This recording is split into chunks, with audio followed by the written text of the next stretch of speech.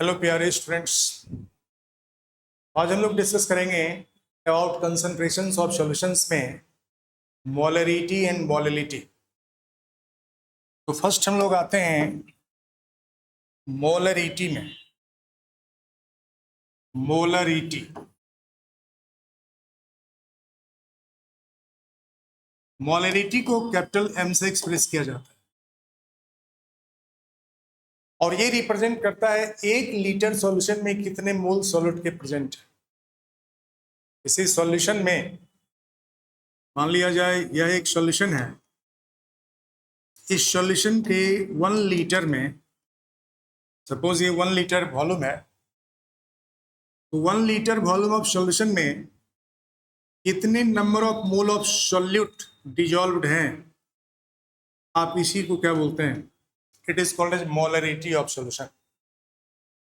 How many moles of solute present in 1 litre of solution is called molarity of solution. 1 litre solution के अंदर कितना मोल of solute घुला हुआ है, आप इसको कैलकुलेट कर लें। हम लोग इसी को बोलते हैं मोलरिटी ऑफ सॉल्यूशन। अब सपोज दैट कि आपको दे दिया भी लीटर सॉल्यूशन और भी लीटर सॉल्यूशन कंटेन करता है n मोल्स ऑफ सॉल्यूट। भी लीटर सॉल्यूशन कंटेन करते हैं n मोल्स ऑफ सॉल्यूट। तो आपको फाइंड क्या करना है, 1 लीटर सॉल्यूशन में कितने मोल ऑफ सॉल्यूट होंगे। 1 लीटर सॉल्यूशन में जितने number of mole of solute होंगे, आप इसी को बोलते हैं मोलरिटी ऑफ सॉल्यूशन। तो 1 लीटर सॉल्यूशन में number of mole of solute निकालने के लिए total number of mole of solute कितना है, इसमें टोटल वॉल्यूम ऑफ सॉल्यूशन से डिवाइड कर देते हैं।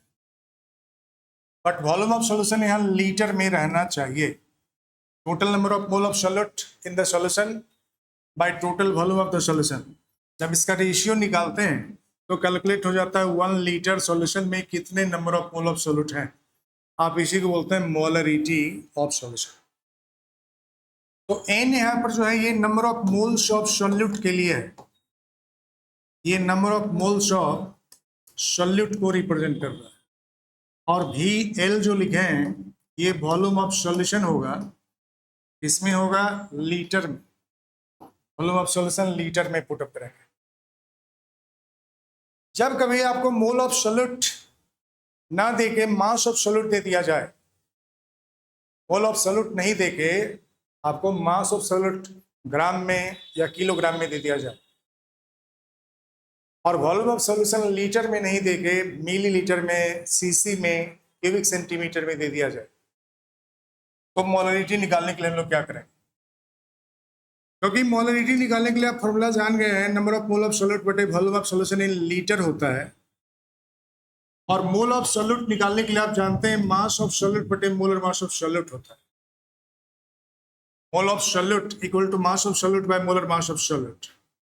एंड वॉल्यूम ऑफ सॉल्यूशन जब मिलीलीटर में होगा तो इसे लीटर में चेंज करने के लिए 1000 से डिवाइड करेंगे।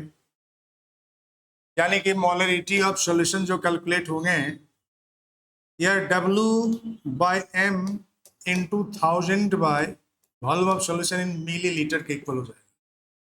इसी को बोलते हैं हम लोग मोलरिटी ऑफ सॉल्यूशन।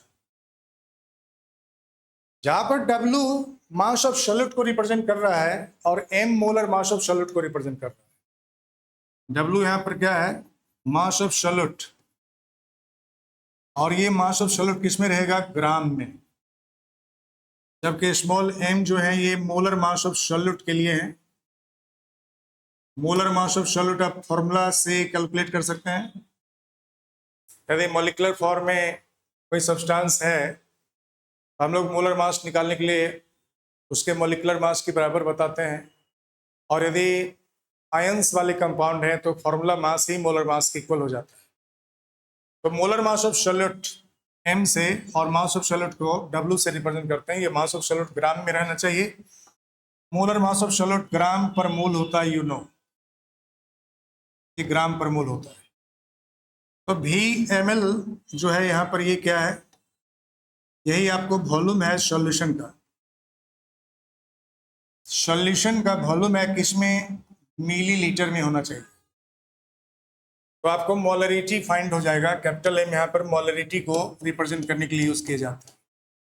हमेशा याद रखेंगे मोलरिटी के लिए कैपिटल एम यूज करते हैं। Small W mass of solute, small M molar mass of solute और V M L volume of solution in millilitre के लिए यूज किए जाते हैं। यदि केस ऑफ डाइल्यूशन हो तो डाइल्यूशन के केस में मोलरिटी वॉल्यूम के इनवर्सली प्रोपोर्शनल में होता है। जितना ज्यादा आप डाइल्यूट करते जाएंगे, इट मींस उसमें सॉल्वेंट ऐड करते जाएंगे, मोलरिटी उसका डिक्रीज करता जाएगा। मोलरिटी और वॉल्यूम इनवर्सली प्रोपोर्शनल, यानी कि मोलरिटी और वॉल्यूम का प्रोडक्ट कांस्टेंट होगा। तो आपको मोलरिटी यदि इनिशियल m1 है और वॉल्यूम इनिशियल v1 है तो इसका प्रोडक्ट उतना ही होगा जितने की डाइल्यूशन के बाद के मोलरिटी और डाइल्यूशन के बाद के वॉल्यूम के प्रोडक्ट हो। तो m1 v1 इक्वल टू हम लोग m2 v2 लिखेंगे, जहां पर m1 v1 initial molarity initial volume of solution है और m2 और v2 final molarity of solution and final volume of solution है। तो हम लोग याद रखेंगे m1 का मतलब initial molarity when volume of solution is v1 और m2 है final molarity when volume of solution is v2।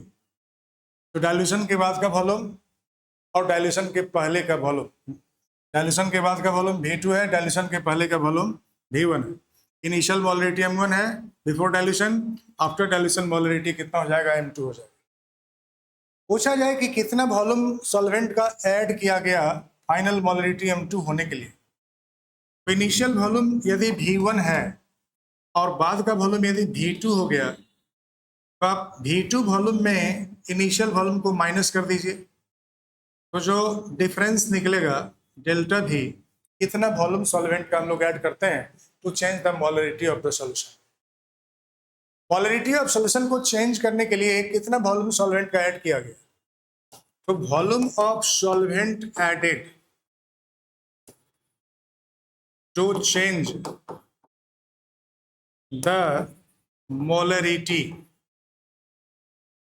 From m1 to m2 equal to क्या लिखेंगे v2 माइनस v1, यानी कि जो डिफरेंस आएगा उसको डेल्टा v से रिप्रेजेंट कर सकता है। v2 minus v1 is volume of solvent added to change the molarity from m1 to m2। इसके बाद का टॉपिक है यदि कई सॉल्यूशंस को मिक्स कर दिया जाए। मान लो एक सॉल्यूशन का मोलरिटी m1 है और उसका वॉल्यूम v1 है, दूसरे सॉल्यूशन का मोलरिटी m2 है वॉल्यूम v2 है, तीसरे का मोलरिटी m3 है वॉल्यूम v3 है, और इस तीनों को यदि मिक्स कर दिया गया तो तीनों को मिक्स करके एक सॉल्यूशन हम लोग बना रहे हैं। यह तीनों को मिक्स करके जो वॉल्यूम आया टोटल वॉल्यूम यह v1 plus v2 plus v3 के इक्वल हो। टोटल वॉल्यूम हो गया v1 इसका, v2 दूसरे का, v3 तीसरे का, तीनों के वॉल्यूम का साथ। और इसमें number of mole of solid जो होंगे वह इनिशियल मोलरिटी और इनिशियल वॉल्यूम का product plus final molarity final volume का, सॉरी सेकंड सॉल्यूशन के मोलरिटी और सेकंड सॉल्यूशन के वॉल्यूम का प्रोडक्ट, और प्लस थर्ड सॉल्यूशन के मोलरिटी और थर्ड सॉल्यूशन के वॉल्यूम का प्रोडक्ट, तीनों ही का सम कर देंगे तो मोल्स ऑफ सॉल्यूट टोटल निकल जाएगा। तो total mole of solute by total volume कर देंगे तो मोलरिटी ऑफ रिजल्टिंग मिक्सचर कितना होगा ये फाइंड हो जाएगा, यानी कि m1 v1 plus m2 v2 plus m3 v3 divided by v1 plus v2 plus v3। यदि और भी सॉल्यूशन है तो हम लोग इसको भी ऐड कर देंगे और उसके वॉल्यूम को भी ऐड करके डिवाइड कर देंगे, तो आपको रिजल्टिंग सॉल्यूशन का जो मोलरिटी होगा वो कितना होगा ये कैलकुलेट कर सकते हैं। हम लोग एक क्वेश्चन नोट करते हैं और उस क्वेश्चन को सॉल्व करेंगे। इफ 30 ग्राम यूरिया जिसका मोलर मास है 60 ग्राम पर मोल, इसको घुला देते हैं, is dissolved in 200 millilitre of solution. तो क्या होगा molarity? What will be molarity of solution? और यदि 300 मिलीलीटर वाटर फिर मिक्स करते हैं इस सॉल्यूशन में, जितना मोलरिटी अभी आया है उसमें 300 millilitre of water once again add कर देते हैं, इट मीन्स डाइल्यूट कर देते हैं, तब उसका मोलरिटी क्या होगा ये भी निकालना है। If 300 ml of water is added again to above solution, then what will be final molarity of solution? तो फाइनल मोलरिटी क्या हो? तो सबसे पहले आपको इनिशियल मोलरिटी M1 फाइंड करना है, जिसके लिए फॉर्मूला आप जान रहे हैं W/M into 1000 by volume of solution in millilitre. Initial mass जो सॉल्यूट का दिया हुआ है 30 ग्राम यूरिया, तो 30 पुटअप करेंगे, और मोलर मास यूरिया का दिया हुआ है 60 ग्राम पर मोल, 60 पुटअप कर दीजिए 1000 बाय वॉल्यूम ऑफ सॉल्यूशन आपको गिवन है 200 ml ऑफ सॉल्यूशन, तो 200 से डिवाइड कर दीजिए, ये 2 टाइम्स चला गया और ये 5 टाइम्स चला गया, 5/2 दैट मीन्स 2.5 कितने m के इक्वल होगा, तो 2.5 मोलरिटी हो गया इस सॉल्यूशन का। अब इस सॉल्यूशन में 300 ml of water once again add कर रहे हैं, इट मीन्स डाइल्यूट कर दे रहे हैं, तो उसका मोलरिटी क्या होगा?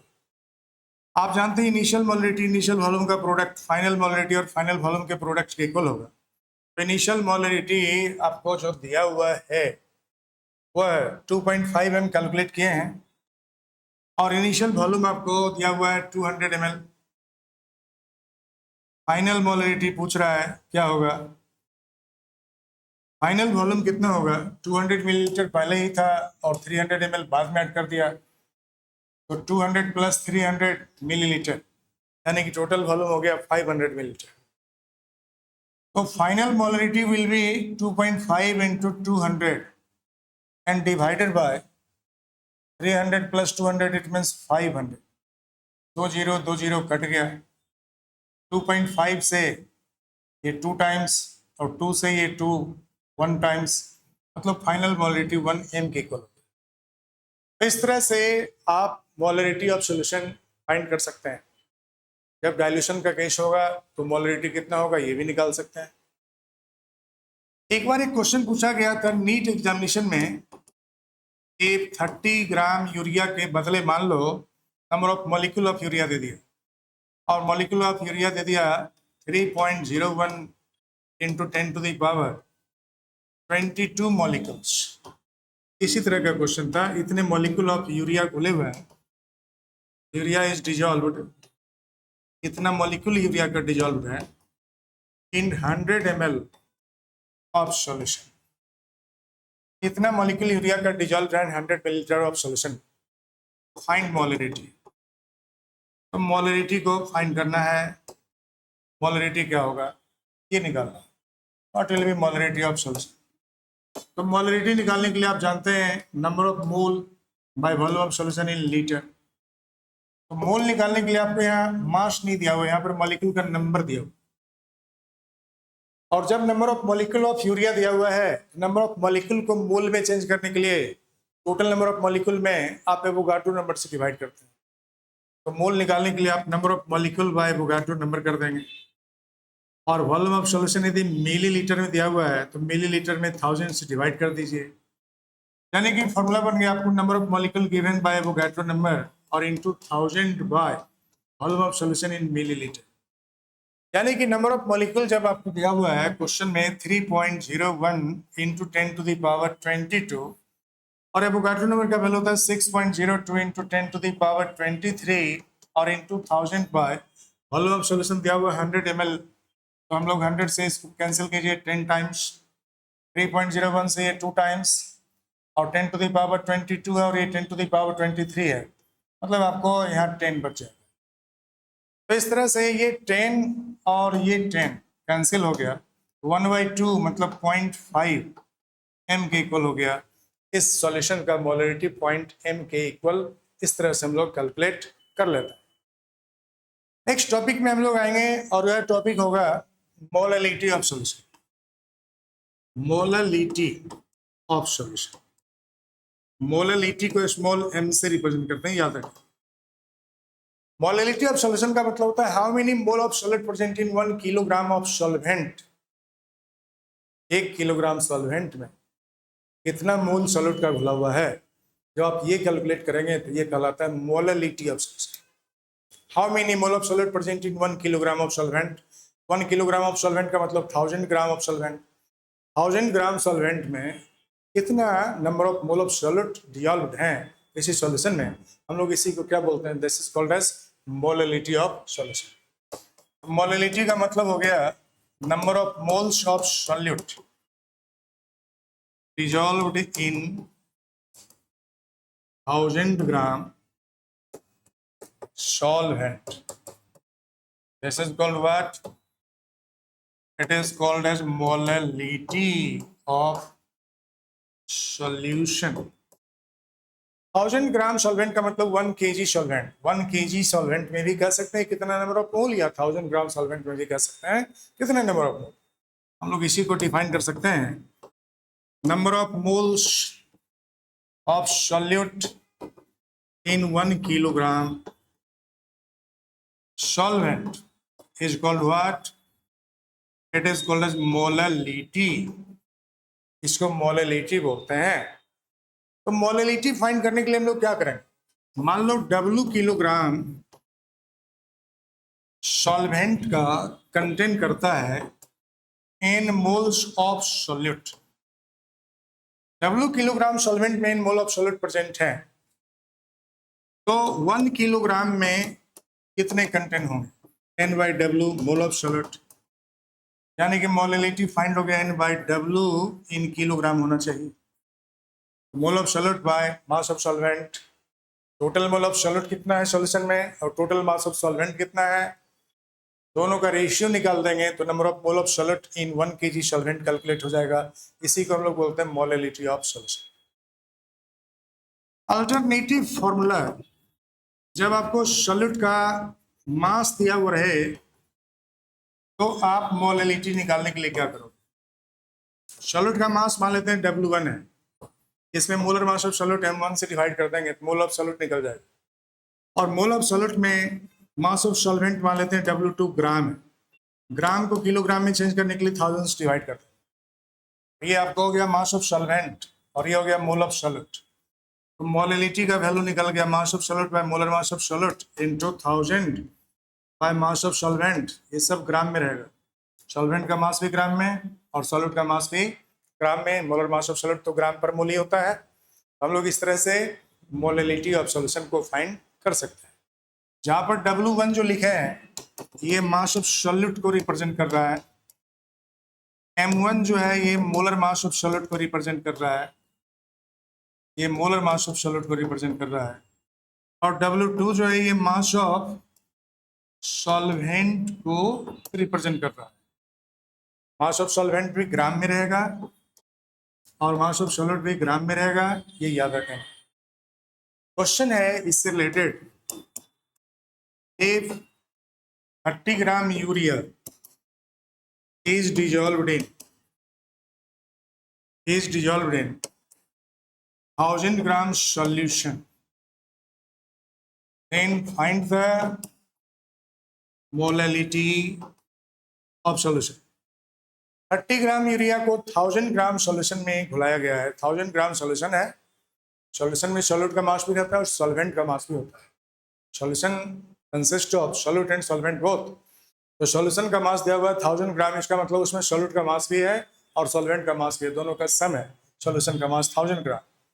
तो मास ऑफ सॉल्वेंट निकालने के लिए हम लोग क्या करेंगे, मास ऑफ सॉल्वेंट जिसको आप W2 बोलते हैं, ये निकालने के लिए मास ऑफ सॉल्यूशन में, मास ऑफ सॉल्यूशन 1000 ग्राम है और इसमें सॉल्यूट के मास को माइनस कर देंगे, ये 970 ग्राम हो जाए। 970 ग्राम मास ऑफ सॉल्वेंट हो गया। Molar mass of solvent calculate करेंगे। सॉल्वेंट जनरली जब सॉल्वेंट का चर्चा ना किया हो हम लोग वाटर को ही सॉल्वेंट मानते हैं क्योंकि वाटर यूनिवर्सल सॉल्वेंट होता है। तो मोलर मास ऑफ सॉल्वेंट 18 होता है, बट उसकी कोई जरूरत यहाँ पर नहीं है, ये याद रखेंगे हम लोग। मास ऑफ सॉल्वेंट की जरूरत है। और मास ऑफ सॉल्यूट जो दिया हुआ है, मास ऑफ सॉल्यूट जो है ये आपको 30 ग्राम। मोलर मास ऑफ सॉल्यूट की जरूरत है। Molar mass of solute, solute यहाँ यूरिया है, तो यूरिया का फॉर्मूला होता है N2H4CO। तो मोलर मास निकालने के लिए हम लोग इस फॉर्मूला का यूज करेंगे। इस फॉर्मूला में जितने भी एटम्स है उसके एटॉमिक मास का सम कर लें। यहाँ 2 नाइट्रोजन है तो 2 × 14, 4 हाइड्रोजन है 4 × 1, एक कार्बन है 12 और एक ऑक्सीजन है 16, यानी कि सबका सम कर देंगे तो 60 ग्राम पर मोल कैलकुलेट होगा। तो मोलर मास ऑफ यूरिया आ गया आपको 60 ग्राम पर मोल। इस तरह से मास of solute, molar mass of solute, mass of solvent, ये तीनों आपको फाइंड हो गया है और इसी से आप मोलैलिटी निकाल सकते हैं। तो मोलैलिटी निकालने के लिए आपके पास फॉर्मूला क्या है? मास of solute W1, molar mass of solute M1 और into 1000 by mass of solvent W2। तो सॉल्यूट का मास W1 आपको दिया हुआ 30 ग्राम और molar mass 60 × 1000 by mass of solvent 970। ये कट गया आपको 2 टाइम्स और 0 0 कट गया, यानी कि आपको 100 डिवाइडेड बाय 97 × 2 से इसको कट कर दें तो 50 डिवाइडेड बाय 97 हो जाएगा। तो 50/97 जितना भी आया इसको पॉइंट में निकाल लेंगे और मोल पर किलोग्राम लिखेंगे। मोलैलिटी का यूनिट होता है मोल पर किलोग्राम। अब कभी कभी आपको ये पूछा जाता है कि कौन सा कंसंट्रेशन का जो टर्म्स है वो टेम्परेचर पर डिपेंड करता है। तो टेम्परेचर पर वही डिपेंड करेगा जो वॉल्यूम पर डिपेंड करता है। जैसे मोलैलिटी वॉल्यूम पर डिपेंड करता है, नॉर्मलिटी वॉल्यूम पर डिपेंड करता है, जो भी वॉल्यूम पर डिपेंड करता है वो सब टेम्परेचर पर डिपेंड करता है। लेकिन मास परसेंट डिपेंड नहीं करेगा क्योंकि मास टेम्परेचर पर डिपेंड नहीं करता है। उस तरह से आपको मोल फ्रैक्शन मोल पे डिपेंड करता है और मोल जो है सॉल्यूट के और सॉल्वेंट के ये मास पे डिपेंड करते हैं, यानी कि ये वॉल्यूम पे डिपेंड नहीं करता है। तो जो वॉल्यूम पे डिपेंड नहीं करता है, पर यूनिट वॉल्यूम में जिसको फाइंड करते हैं सिर्फ वही टेम्परेचर पे डिपेंड करेगा। जो वॉल्यूम पे डिपेंड नहीं कर रहा है वो टेम्परेचर पे डिपेंड नहीं करेगा। यानी कि मोलैलिटी में कहीं भी वॉल्यूम का टर्म नहीं है, मतलब मोलैलिटी भी टेम्परेचर पर डिपेंड नहीं करता। ये याद रखेंगे, टेम्परेचर के चेंज करने से मोलैलिटी चेंज नहीं करेगा, लेकिन मोलैरिटी चेंज कर जाएगा। मोलैरिटी वॉल्यूम पर डिपेंड करता है और इसलिए मोलैरिटी टेम्परेचर के डिपेंड करने पर चेंज कर जाएगा। जब टेम्परेचर बढ़ाते हैं तो वॉल्यूम एक्सपेंड करता है और वॉल्यूम जब एक्सपेंड करेगा तो मोलैरिटी क्या होगा? डिक्रीज कर जाएगा। तो मोलैरिटी क्योंकि वॉल्यूम पर डिपेंड करते हैं और molarity number of mole bye volume of solution होता है। तो जब टेम्परेचर बढ़ाएंगे तो वॉल्यूम बढ़ेगा और वॉल्यूम बढ़ेगा तो मोलैलिटी क्या होगा? डिक्रीज कर जाएगा। ये हम लोग याद रखेंगे। अगले वीडियो में आपको बताएंगे टॉपिक नॉर्मलिटी, बहुत ही इंपॉर्टेंट है। अभी आपके क्लास 11 में ये NCERT बुक में तो दिया हुआ नहीं है, लेकिन कई जगह आपको इसकी ज़रूरत पड़ेगी। खास करके कम्पिटिटिव एग्जामिनेशंस के क्वेश्चन बनाने में आपको इसकी ज़रूरत पड़ेगी, इसलिए आपको नॉर्मलिटी अगले वीडियो में पढ़ लेना चाहिए। आप यदि हमारे दर्शक हैं, देख रहे हैं, लेकिन सब्सक्राइब नहीं किए तो कृपया हमारे चैनल को सब्सक्राइब जरूर कर लें। Thank you.